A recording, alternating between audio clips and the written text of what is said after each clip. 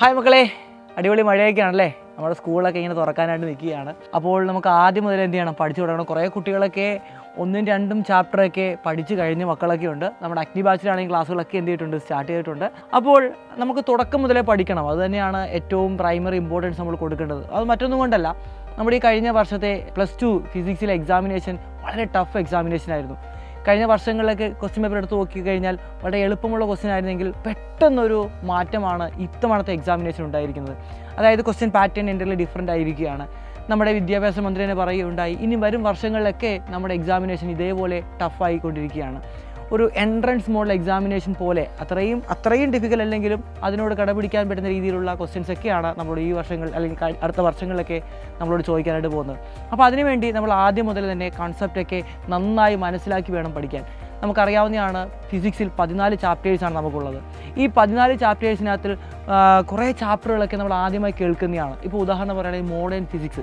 നിങ്ങൾ ഇതുവരെ കേൾക്കാത്തൊരു സംഗതിയാണ് മോഡേൺ ഫിസിക്സ് എന്ന് പറയുന്നത്. Dual nature of matter and radiation. അതായത് മാറ്ററും അതേപോലെ റേഡിയേഷനും, എല്ലാ പദാർത്ഥങ്ങൾക്കും 2 നേച്ചറുണ്ട്. പാർട്ടിക്കിൾ നേച്ചറും ഉണ്ട്, അതേപോലെ വേവ് നേച്ചറും ഉണ്ട്. ഇതൊക്കെ നിങ്ങൾ ആദ്യമായി കേൾക്കുന്ന ഒരു സംഗതിയാണ്. ഇലക്ട്രോ മാഗ്നറ്റിക് വേവ് നിങ്ങൾ ആദ്യമായി കേൾക്കുന്ന ഒരു സംഗതിയാണ്. അങ്ങനെ സെമി കണ്ടക്ടർ ഇലക്ട്രോണിക്സ് നിങ്ങൾ അതും ആദ്യമായിട്ട് കേൾക്കുന്ന കുറേ ചാപ്റ്ററുകളാണ്. അതേപോലെ തന്നെ നമ്മുടെ കണ്ണുകൊണ്ട് കാണാത്തതും കാണുന്നതുമായ കുറേ കാര്യങ്ങളാണ് നമ്മൾ ഈ +2 ഫിസിക്സിൽ പഠിക്കാനായിട്ട് പോകുന്നത്. അതുകൊണ്ട് തന്നെ നല്ല സ്ട്രക്ചേർഡായിട്ട് നമ്മൾ പഠിച്ചു തുടങ്ങിയെങ്കിൽ മാത്രമേ നല്ലൊരു മാർക്ക് നമുക്ക് സ്കോർ ചെയ്യാൻ പറ്റുകയുള്ളൂ. അതിനുവേണ്ടി നിങ്ങൾ ആദ്യം ചെയ്യേണ്ടതെന്ന് വെച്ചാൽ, ഫസ്റ്റ് ഓഫ് ഓൾ തുടക്കം മുതൽ എന്ത് ചെയ്യുക, നിങ്ങൾ പഠിച്ചു തുടങ്ങുക. രണ്ടാമത്, ഓരോ ഡെറിവേഷൻ നിങ്ങൾ നന്നായി എന്ത് ചെയ്യുക, എഴുതി പഠിക്കുക. ഈ എഴുതി പഠിക്കുമ്പോൾ കാര്യങ്ങളൊക്കെ മനസ്സിലാക്കി പഠിക്കണം. അല്ലാതെ ഓരോ സ്റ്റെപ്പും ബൈഹാർട്ടല്ല ചെയ്യേണ്ടത്. ഓരോ സ്റ്റെപ്പിൽ നിങ്ങൾ എന്താണ് ചെയ്തതെന്ന് നന്നായിട്ട് മനസ്സിലാക്കി നിങ്ങൾ എന്ത് ചെയ്യണം, പഠിക്കണം. ഓരോ ഡെറിവേഷൻ കഴിയുമ്പോഴും അവസാനം വരുന്ന ഇക്വേഷൻസ് നിങ്ങൾ എന്ത് ചെയ്യണം, ബൈഹാർട്ട് ചെയ്യണം.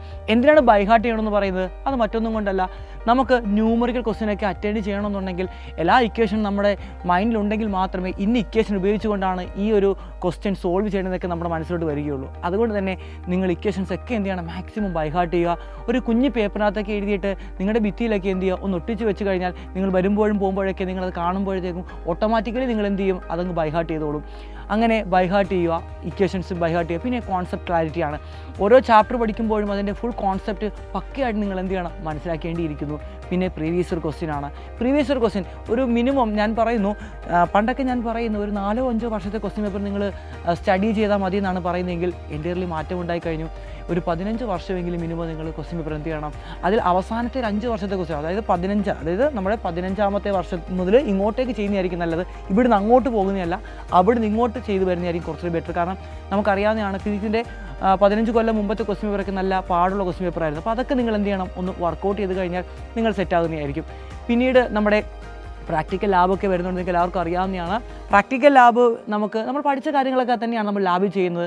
അതേപോലെ തന്നെ നമ്മുടെ റെക്കോർഡ് എഴുതാനുള്ള കാര്യങ്ങളൊക്കെ നിങ്ങൾ എന്ത് ചെയ്യുക, അവസാനത്തേക്ക് വെക്കാതെ ആദ്യം തന്നെ എന്ത് ചെയ്യുക, അതൊക്കെ നിങ്ങൾ സെറ്റാക്കി വെക്കുക. കൂട്ടത്തിൽ നമ്മുടെ ഇമ്പ്രൂവ്മെൻറ്റ് എക്സാമിനേഷനും നമ്മുടെ +2ൻ്റെ കൂടെ തന്നെയാണ് വരുന്നത്. ഇതൊക്കെ നിങ്ങൾ ക്രാക്ക് ചെയ്യണമെന്നുണ്ടെങ്കിൽ ഞാൻ പറഞ്ഞല്ലോ, വ്യക്തമായ ഒരു സ്റ്റഡി പ്ലാൻ ഉണ്ടെങ്കിൽ മാത്രമേ നമുക്കത് പറ്റത്തുള്ളൂ. ഒരു സ്ട്രക്ചർ ഉണ്ടാക്കണം. ഈ ഒരു അക്കാഡമിക് ഇയർ ഞാൻ എന്തൊക്കെയാണ് പഠിക്കേണ്ടത്, ഏതൊക്കെ ചാപ്റ്റർ ഏതൊക്കെ മാസങ്ങളൊക്കെ തീർക്കണമെന്ന് വളരെ വ്യക്തമായൊരു പ്ലാനിങ് ഉണ്ടായിരിക്കണം. അതേപോലെ തന്നെ നിങ്ങൾക്ക് NCERT ടെക്സ്റ്റ് ബുക്ക് നോക്കി വായിച്ച് മനസ്സിലാകുന്നില്ല എങ്കിൽ, നിങ്ങളുടെ സ്കൂളിലെ ക്ലാസ് നിങ്ങൾക്ക് ഏതെങ്കിലും സബ്ജക്റ്റുകൾ മനസ്സിലാകുന്നില്ല എങ്കിൽ ഉറപ്പായും നിങ്ങൾ എന്ത് ചെയ്യണം, ഒരു എക്സ്റ്റേണൽ സപ്പോർട്ടിന് ആവശ്യം ഉറപ്പായും നിങ്ങൾ നോക്കേണ്ടതാണ്.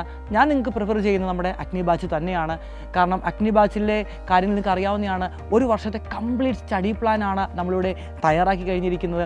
ഏകദേശം ഡിസംബർ ആകുമ്പോഴത്തേക്കും നമ്മുടെ ഫുൾ ചാപ്റ്റർ നമ്മൾ കംപ്ലീറ്റ് ചെയ്യുന്നതായിരിക്കും. അതേപോലെ തന്നെ അതിനുശേഷം നമ്മുടെ റിവിഷൻ ക്ലാസ്സുകൾ ഉണ്ടായിരിക്കുന്നതായിരിക്കും. പിന്നീട് നമ്മൾ പ്രീവിയസ് ഇയർ ക്വസ്റ്റ്യൻ വർക്കൗട്ട് ചെയ്യുന്നതാണ്. പിന്നീട് നമ്മുടെ എക്സാമിനേഷൻ നമ്മൾ കണ്ടക്ട് ചെയ്യുന്നു. ഓരോ ചാപ്റ്റർ കഴിയുമ്പോഴും ഓരോ മൊഡ്യൂൾ കഴിയുമ്പോഴും ടേം എക്സാമിനേഷനൊക്കെ നമ്മൾ എന്ത് ചെയ്യുന്നുണ്ട് മക്കളെ, കണ്ടക്ട് ചെയ്ത് നമ്മൾ മുന്നോട്ടേക്ക് പോകുന്നുണ്ട്.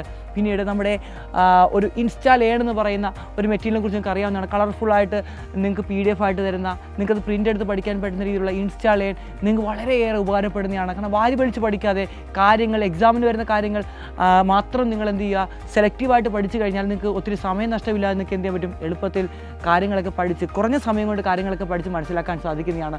പിന്നീട് മൈൻഡ് മാപ്പാണ്. എക്സാമിൻ്റെ തലേ ദിവസം നിങ്ങൾക്ക് ഒരു 14 ചാപ്റ്റർ എന്ത് ചെയ്യണം, റിവൈസ് ചെയ്യണം. ഒരിക്കലും നമുക്ക് ഫുൾ നോട്ട് വായിച്ച് മനസ്സിലാക്കുക എന്ന് പറയുന്നത് ഒരു പാടുള്ള കാര്യമാണ്. അതിന് നിങ്ങളെ ഹെൽപ്പ് ചെയ്യുന്നതാണ് നമ്മുടെ മൈൻഡ് മാപ്പ് എന്ന് പറയുന്നത്. ഒരു 4-5 മിനിറ്റ് നിങ്ങൾ അതിൽ നോക്കിക്കഴിഞ്ഞാൽ നിങ്ങൾ ഒരു ചാപ്റ്റർ പഠിച്ച മുഴുവൻ കാര്യങ്ങളും ആ ഒരൊറ്റ മൈൻഡ് മാപ്പിൽ നോക്കി നിങ്ങൾക്ക് സെറ്റാക്കാൻ സാധിക്കുന്നതാണ്. പിന്നീട് നമ്മുടെ ഓരോ ചാപ്റ്റർ ഞാൻ പറഞ്ഞ പോലെ തന്നെ ഓരോ ചാപ്റ്റർ കഴിയുമ്പോൾ നമ്മൾ എക്സാമിനേഷനോട് അതിൻ്റെ പ്രീവിയസ് ഇയർ ക്വസ്റ്റ്യൻ നമ്മൾ എന്ത് ചെയ്യുന്നുണ്ട്, ഡിസ്കസ് ചെയ്യുന്നുണ്ട്. അങ്ങനെ വളരെ സ്ട്രക്ചേർഡ് ആയിട്ടായിരിക്കും നമ്മൾ ഈ ഒരു അക്കാഡമിക് ഇയർ മുന്നോട്ടേക്ക് പോകുന്നത്. അപ്പോൾ ഉടനെ തന്നെ നിങ്ങൾ അഗ്നി ബാച്ചിൽ ജോയിൻ ചെയ്യുക. ഈ ഒരു വർഷക്കാലം സൈലത്തിലൂടെ കൂടെ നിന്നുകൊണ്ട് നമുക്ക് നല്ലൊരു മാർക്ക് സ്കോർ ചെയ്യാം. നിങ്ങളുടെ കൂടെ ഞങ്ങളുണ്ട്. പഠിക്കുമെന്നൊരൊറ്റ മനസ്സുണ്ടെങ്കിൽ നമുക്ക് ഒരുമിച്ച് നിന്നുകൊണ്ട് ഈ പ്ലസ് നമുക്ക് സിമ്പിളായിട്ട് ക്രാക്ക് ചെയ്യാം മക്കളെ.